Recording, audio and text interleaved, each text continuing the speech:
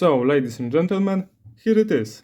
A state machine, in our case a 7-bit counter, based just on an EPROM. There are no additional ICs, just this one little guy here. And as you can see, it counts flawlessly. It also has a reset, an asynchronous one. When I disconnect the clock,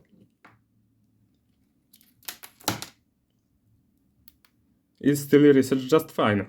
I think this is strong enough proof that based on such EPROMs, a whole CPU could be built. We have state machines, so we can build basically everything. Originally such EPROMs were used as programmable combinational logic, purely combinational, and at first I thought it would be impossible to build a sequential logic without any additional components, without even a D-latch, an 8-bit D-latch.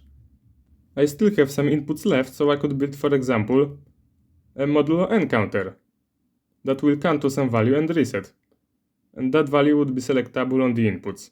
And here is the software I wrote to program those EPROMs more easily. Actually, this is the code that runs currently on that EPROM. And most likely you will agree with me that this is much easier to understand than something like this, for example, converted to a logic equation and then written here. Code for this is actually pretty simple. Most of stuff here does text parsing and some validation. The loop generating memory contents is this small. This is everything. It just calls the code written here for every possible address combination. 64K addresses in this case.